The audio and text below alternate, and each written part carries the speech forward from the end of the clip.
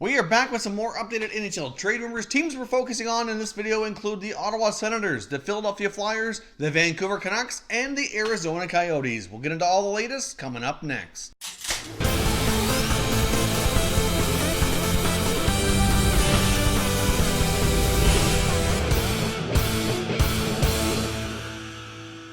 So as I mentioned, we got 4 more teams we're covering here in today's video. Obviously, we were back earlier with a lot of updates on many NHL free agent and trade rumors, and now we have a bunch more to discuss here as well. And I want to get started with the Ottawa Senators. We had a lot of news updates from that organization today, as General Manager Pierre Dorion certainly had some media availability with some of the local reporters there. So here's the latest on what's going on in Ottawa. Now, obviously, right now they have signed pending RFA forward Anthony Duclair to a 1-year contract extension, paying him $1.65 million, which I think is certainly more than fair. He seemed to fit in rather nicely with Ottawa after being acquired late in the season, put up some great point totals, scored lots of goals, and certainly looked to try to reignite his NHL career after bouncing around a fair bit here over the past couple of years. Hopefully he's kind of matured a little bit here and will seize the opportunity. This is basically a show me contract. If he can continue to produce like he did during the part of the year last year when he was with the team, then I would fully expect an extension to take place and them keeping him in the fold a little bit longer term. But overall, I think it's a pretty good deal for Ottawa and Duclair. He's still pretty young, can certainly still be molded into the player that he was expected to be when he was drafted a number of years ago now. The Senators have also been negotiating with RFA defenseman Cody Ceci on some different contract terms as well. They're looking at some shorter term and longer term contracts, according to Pierre Dorion, but he certainly is optimistic that he will get the RFA defenseman signed to a long-term contract. It appears as though the player and the team both want to get this accomplished here and get a long-term deal in place.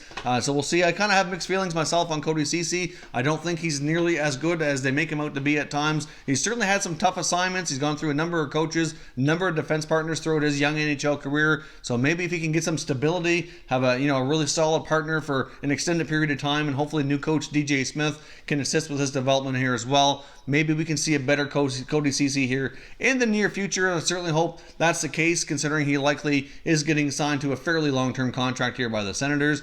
In other news, the Senators are certainly dangling a couple players in trade talks, including 6'7" defenseman Ben Harpur. They have a plethora of young defensemen who can play on this team and have certainly had a crowded area last year, getting them all enough playing time, and it looks as though Harpur could be the odd man out here. He has a 1-year contract remaining, which is a one-way deal at $725,000, so not a whole lot of salary there, so I would imagine another team likely would take an opportunity here to get the big defenseman on their club and give him a shot for one season. It's not quite known yet if any other teams are showing interest, but his name certainly is out there. The Senators have also been shopping for Mikhail Bodker, who they acquired from San Jose last year in that Mike Hoffman trade. He's got 1 year left on his contract, around $4 million as well.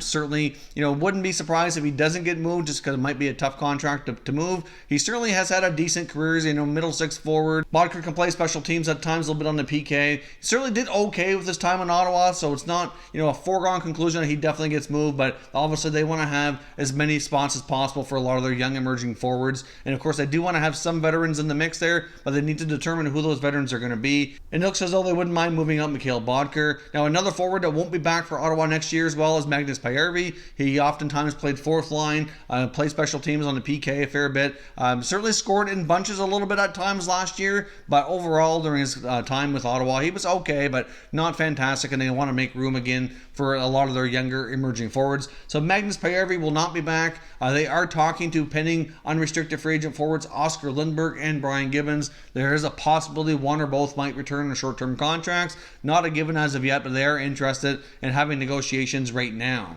Pierre Dorion also made it known that he would like to add 1 or 2 veteran forwards as well, depending on which one of their veterans that they actually end up keeping. Obviously, he wants to mix in some veteran leadership here with this young group of forwards, since there's going to be so many young players on the team. We had mentioned before the likelihood that Jason Spezza return to the Senators, which is quite a possibility. There's still been more talk that that's likely going to happen, but I guess we'll wait and see for sure. There's obviously nowhere near confirmation here as of yet, since the opening for the interview period hasn't happened.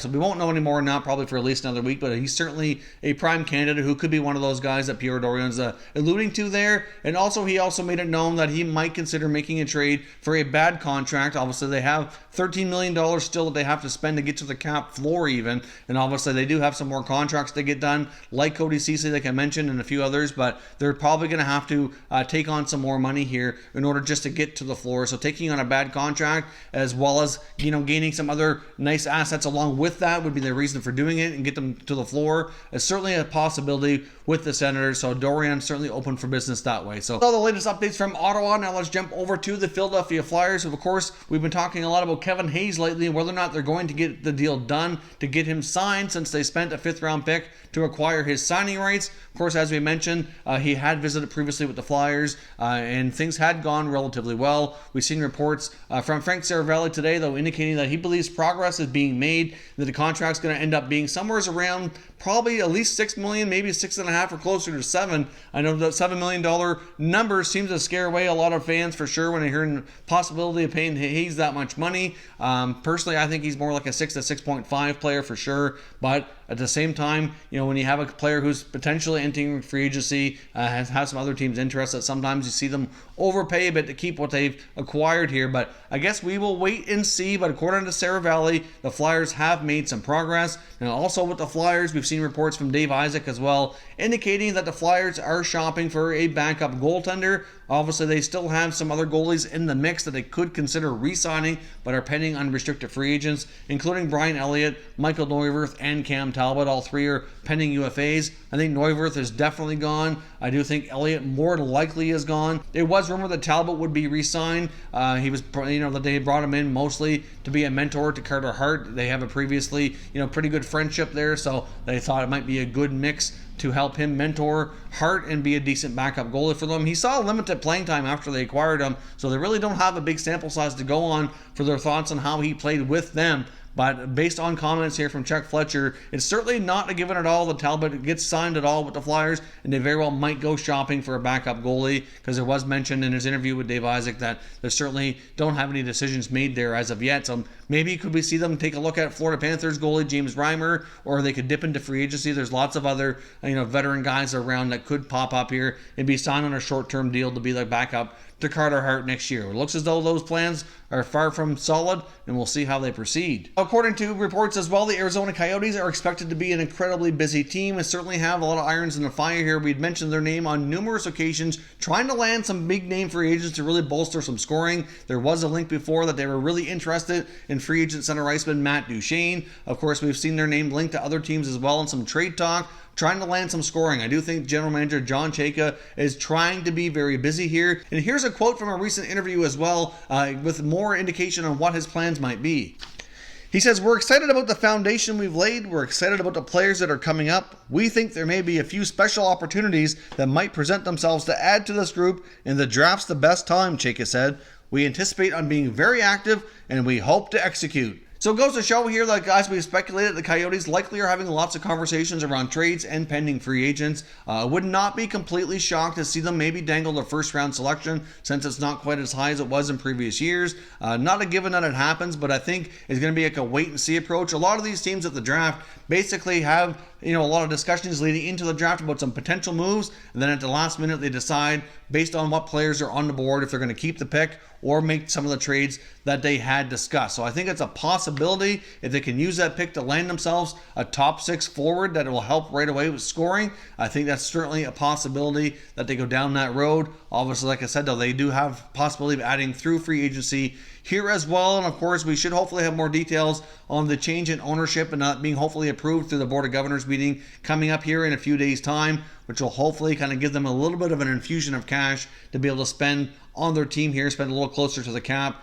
to make them more competitive. I do think this team really needs to do something over the summer to take the next step. They were really close to being a playoff team. We've seen them have some bad starts the last couple of years, and they need to really be able to get off to a more even keel start here and have a more consistent season. And if they can do that by adding some more scoring, which is really their main area of weakness, then they can certainly stand to have a much better shot at getting into the playoffs next year. Now, lastly here, I want to touch on the the Vancouver Canucks, and it's looking as though longtime defenseman and one of the greater defensemen in franchise history, Alex Edler, likely will depart via free agency. We've talked numerous times on updates about the contract negotiations and the fact that the Canucks seem only willing to offer a short-term deal. They're obviously concerned about the Seattle expansion draft coming up and not wanting to have to protect him. Obviously, they want to be able to protect some of their younger assets, which makes a lot of sense.